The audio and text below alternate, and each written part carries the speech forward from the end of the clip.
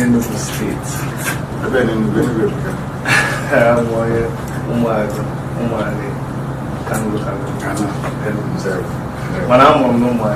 Are you serious? Former Elizabeth Hospital. You don't mean it? He's a politician. Yeah. Yes, I have to disclose. He contested the Enugu State election under AAC. He's the immediate past president, Nigerian Canadian Association. Okay. Kanu. Yeah, so if you want to get more information about what was being discussed, you can extract from him. Wonderful. And I'm an unapologetic Igbo man. Yeah. Then you need to. Anyway, we need people in different places. Yes. We need different help. Yeah. Odinma, please, I beg to remove my cap. And how are you? No. I got my interview and super came Sunday, okay. So, my name is Chidi. I am Dr. Chidi. For the purposes of this discussion, I'm going to be speaking as the owner of Worship Media. Worship Media is a multimedia company. We're into film production, we're into content that stirs you into thinking. And we have been following you. We've posted a lot of the things that you have been doing around. We admire you so much. We're full of respect for you. And we really wanted to be part of what is going on. So we have pleaded with the organizers and they allow us and they gave us that privilege. So I personally consider it a very big privilege to be sitting next to you. You must forgive me sometimes because I see you in so many ways. You are a leader and a highly respected person, but then you're just an ordinary young man like me.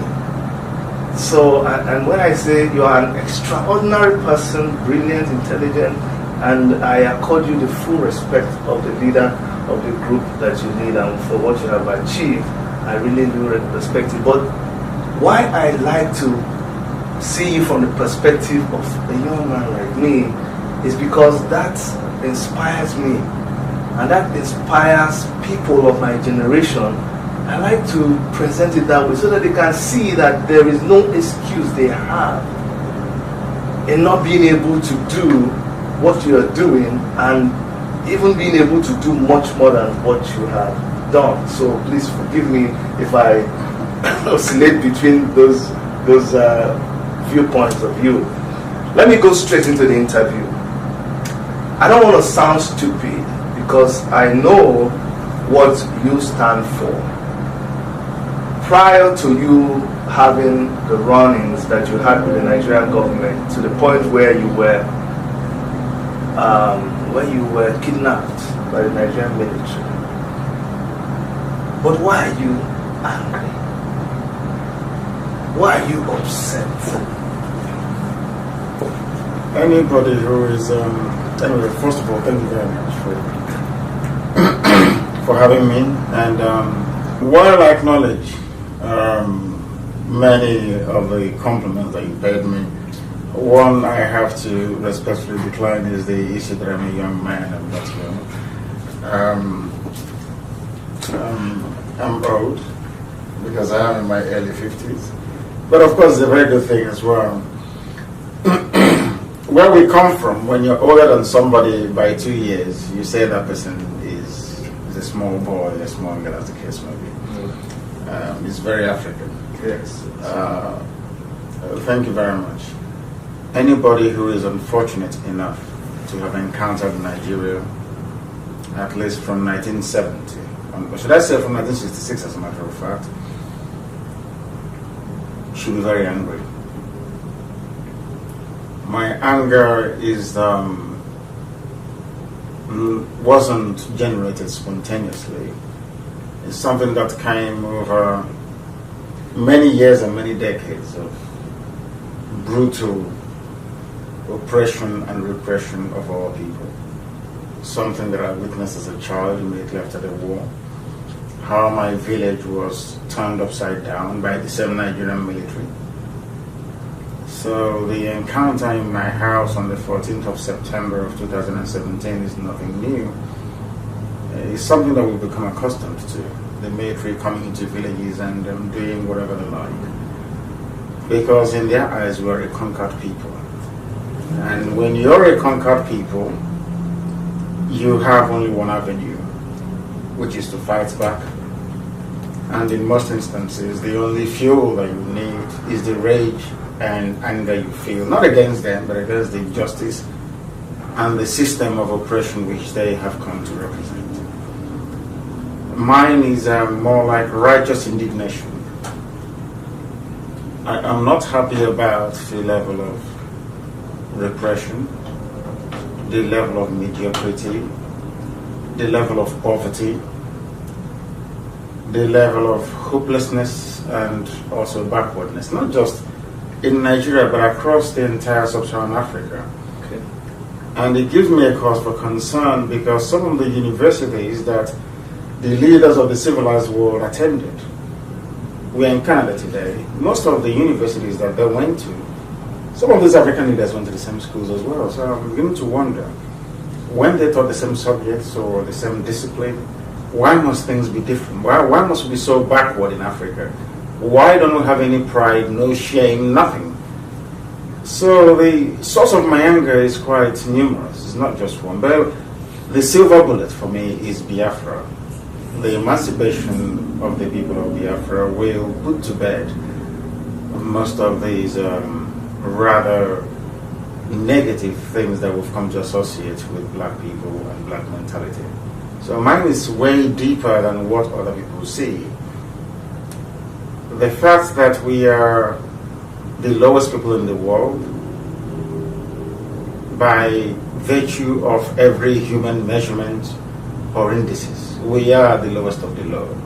The poorest countries of the world are in Africa. The most repressive, backward regimes in the world are in Africa. The most politically naive people are in Africa. That gives me a cause for concern, and that is why I'm very angry. Prior to the movement, the IPOB movement, I followed you, I went back to study you, and there was a time when you were on the streets of UK charging other Nigerians, not actually carrying the Nigerian flag. So it looked to me like, I just want to be able to understand. I saw you then trying to defend Nigeria, and at what point did it for you where you said, you know what, I am done with these people?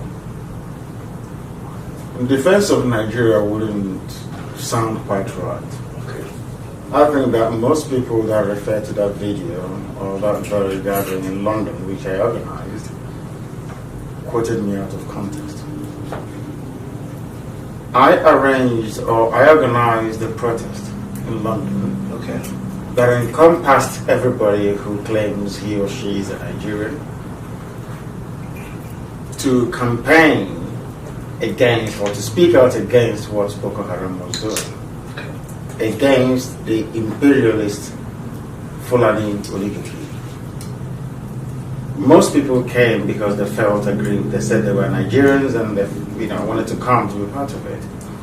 I consulted far and wide, and I spoke at that very occasion as well.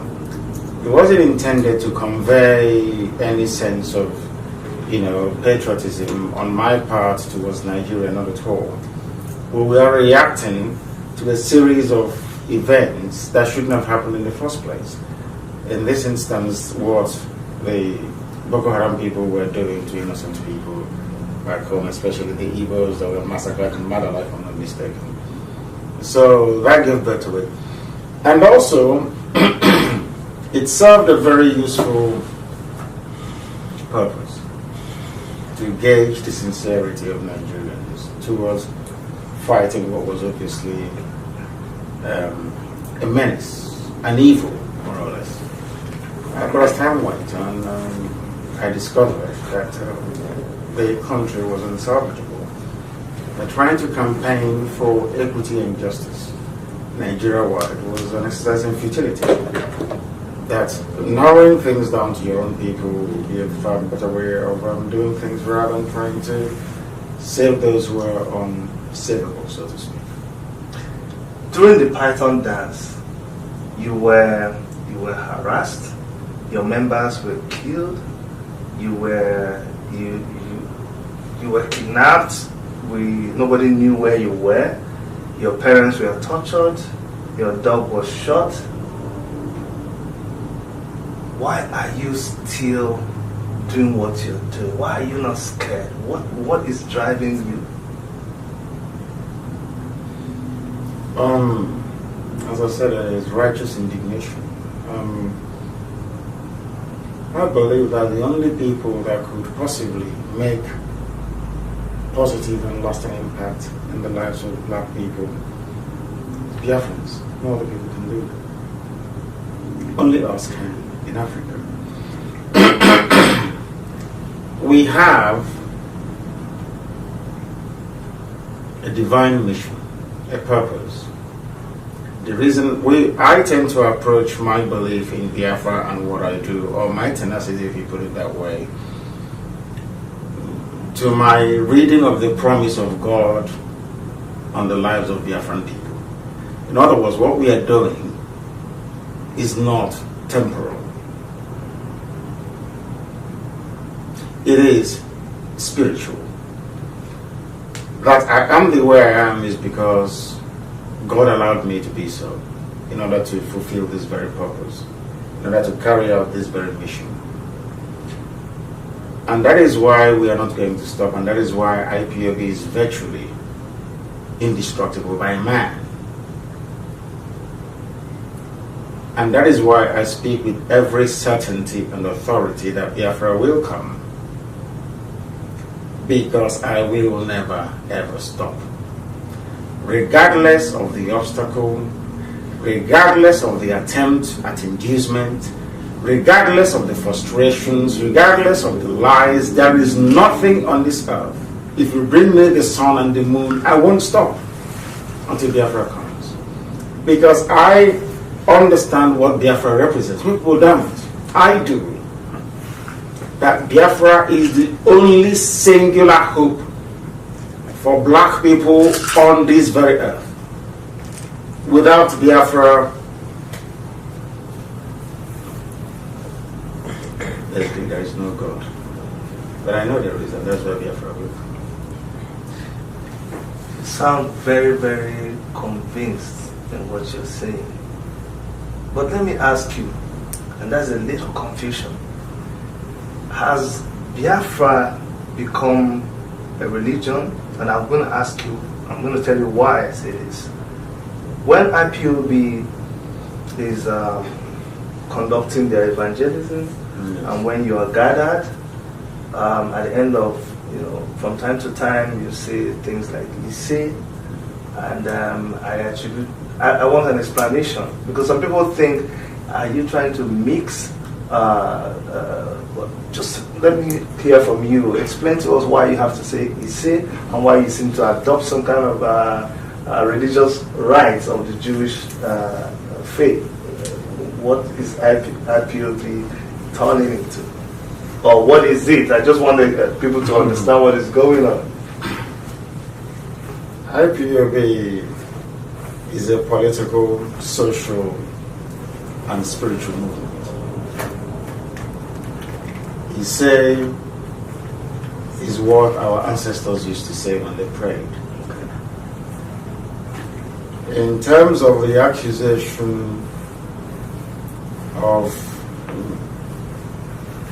Judaism, or should I say, the coloring of Judaism in what we do, are people that don't quite understand what it means to be a Biafran.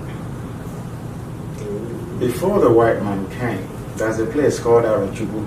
Yeah. In that Arochukwu, there was a temple. Our ancestors used to go there. They used to send their first, every family would send their first son to go to Arochukwu to go and study the scriptures. And at Arochukwu, we used to worship Chukwu Kikabia.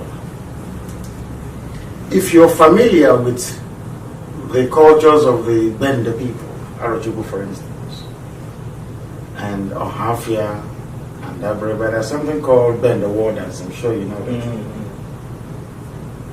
If you listen to them very well, the first person or the first entity they call is Chukwu Kikabia, even before they go into battle in those days. Because remember that Arochukwu was filled with Ibibio people that were driven out as the Igbos came. Yeah. In Arochukwu we had a temple. We worshipped only one true God. One true God. We circumcised on the 8th day after a male child is born. Yeah. The only other people that does that are the Jews. Exactly. We use the names we give our children to praise Almighty God in heaven. What is your name again? That means God is good. Who are the only other people that praise God with the name they give their children? I know the Jews do that. Absolutely. Because Jesus, which is Yeshua, means Chizoba. That's what it means. Which is an Igbo name, which is a Biafran name. So, in effect, what you're trying to say is that IPOB, or the gospel of IPOB, is a gospel of going back to what Biafrans were originally, and not really about adopting another person's religion. Absolutely. The talit that we wear is Akwamini. It's everywhere. If you grew up in the village, you see old people wear it in those days. Yeah. It's there. My grandfather had. Eri, that is mentioned in the Bible. There is a place called Omo Eri. The children of Eri. Where the Star of David was buried that the British found in 1952 and incorporated into their coin that they used in Nigeria. These things are there. They are historical facts, indelible. This idea that we should be ashamed of who we are, I find very pathetic. When a Fulani man pledges allegiance to Saudi Arabia and Islam, there is no question. But when we identify with our own people, the Jews of Israel, then there is a problem. I think there is something wrong with people that makes such distinction, not us. We are on the right path.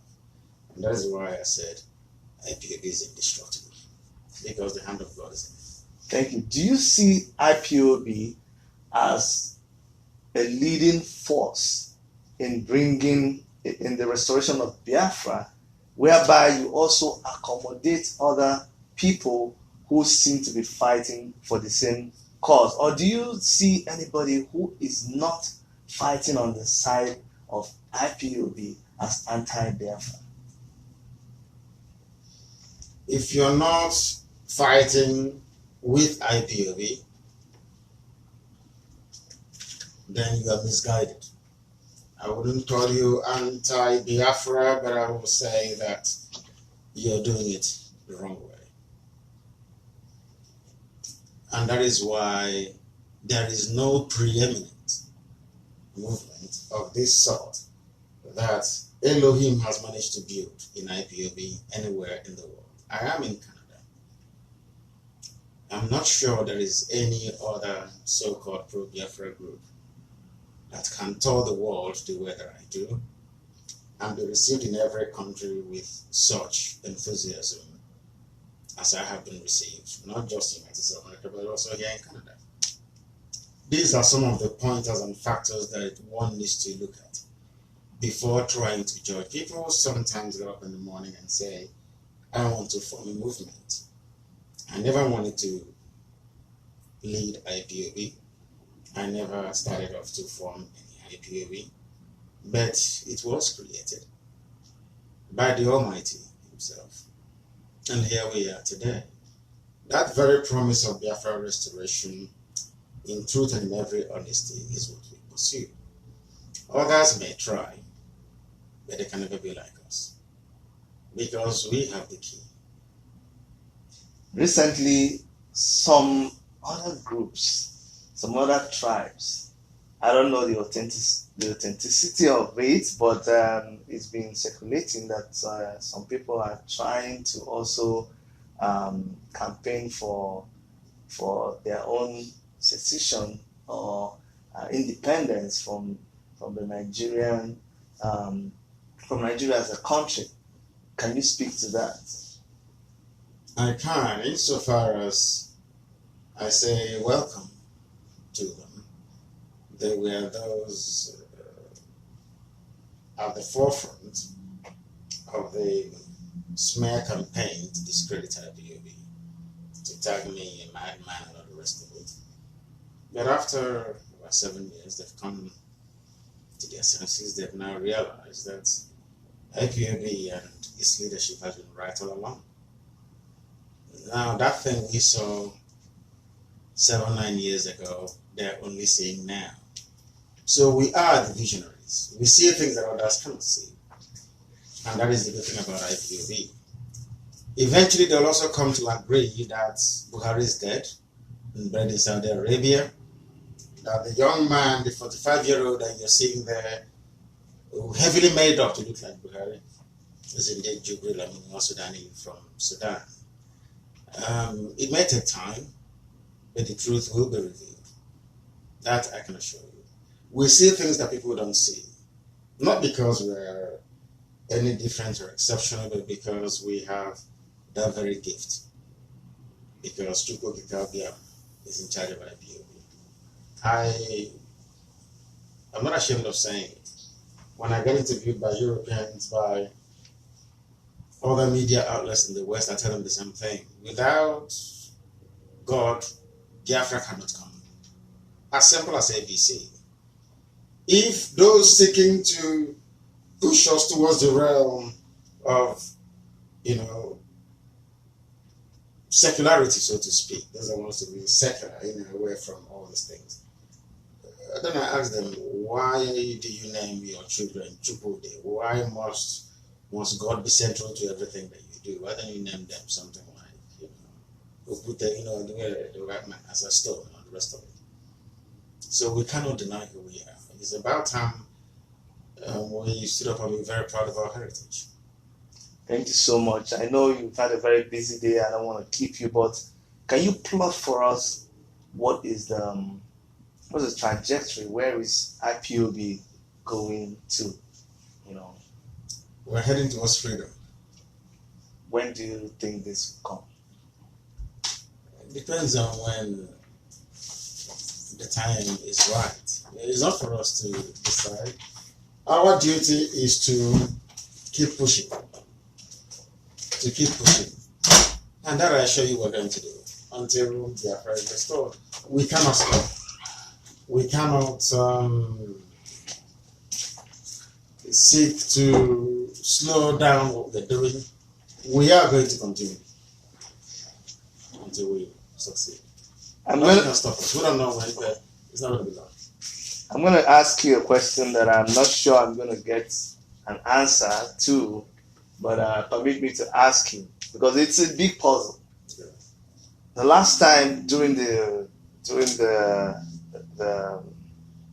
Python dance operation, the last time we saw you was you were outside.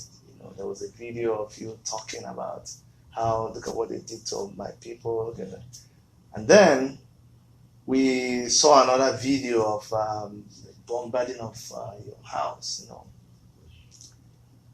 We didn't see you, we didn't hear from you. And the next time we were to hear from you was in Israel. Can you tell us what happened between that time? I was taken away by my men. I lost a little of them. Sorry, can you say that again? I was shielded from the onslaught of the enemy that resulted in the death of my man. And I sustained injuries. I was taken away from my compound and secured somewhere, and then made my way to Israel. So you guys heard it for the first time on Worship Media, what actually happened to Nnamdi Kanu after the Scorpion Dance invasion, because it's been a big mystery, but today we've revealed it to you. So I feel privileged that you're actually talking about it like this, because there are so many conspiracy theories about it, and I personally was very worried when Uchemefo, who I must commend, is a very fantastic human being, because even though I was not a member of IPOB, the way he handled things here, and I confronted him with the question when he was here. I said, "Where's Nnamdi Kanu?" And he just said, "Chidi, why don't you go and ask the people that bombarded his residence?" So, but when you finally surfaced in Israel, it was a big relief to a lot of us here. I want to let you know that there was a day, you remember, I called Jerry, I called Emenike, I called Fabian, and we're all crying on the phone. It was like, I told them, man, I'm not sure this guy is alive. And that's how passionate all of us are here. And we all have this Biafra in our heart. I'm a child of the Biafran War. I was born 1969, the day they bombed the Elizabeth Hospital in Omahia. I've said that story a lot of times. My mother, just removed me from my mother's womb and kept me in a crib. And while the doctors were stitching her up, the jet fighters came, and then they started shooting. Yeah, shooting everywhere. And the doctors abandoned my mom, and she clutched her tummy, which was still open. She rolled up from the theater, went and dragged me down from where I was and lay over me while all that was happening, until the doctors that survived, because a lot of them were killed, until they came back and continued. So that's why the Biafran story is something that I don't joke with, and that's why I'm passionate about that. On behalf of Worship Media and all of our followers, I really want to thank you for what you do. We may all not agree 100% on everything, and I think there's room for that, but the passion is the same thing. Like Tim Okafor had said before, I contested for governorship under African Action Congress, but that was my way of trying to also show resistance with what was happening back home and my displeasure. But I want to really thank you for what you do, and I want to pray that your mission will be successful, and we will continue to support in whatever way possible. And now, a lot of our viewers said I must ask you about the story that was online, the video that circulated. Yes.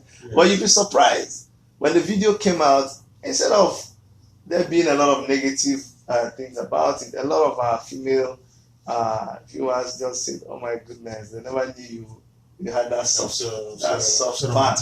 Yes, you are very, very romantic. But would you want to say anything about that video? Was it fake? Was that really you, or was it photoshopped? No, it's me. It was in my phone that was stolen in 2013. That found its way into the hands of DSS, and they wanted to embarrass me. But we've proven to them that nothing like that can ever say. It doesn't matter what people do. Seriously speaking, it doesn't matter what they come up with. We just continue doing what we're doing. It was very low of them to do it, but I also thank them for doing it, because at least now, I'm sure most people that didn't know me before now, they know. Most people that never knew how beautiful my wife was, now we know how beautiful she is. So that's the thing. So there's a silver lining somewhere. Yes. Yeah, they'll keep trying. Try all these nonsense now and again, but we never will. We continue with it. Yeah. And thank you so much. And a lot of people don't think that, you see, that man is always shouting, that man is always. I mean, to see you this close and see that you're a handsome man and then you're calm and you're actually soft spoken, it's all very surprising to me. But I really commend you for that, and thank you so much for coming to speak with us on Worship Media. Thank you, and please keep doing what you're doing. We support you in every way. We are inspired by what you're doing, and we'll continue to assist every way. Thank you so much, sir. Thank you for having me. Thank you very much. Thank you. And from all of us here in Worship Media, this is Chidi signing out. Thank you.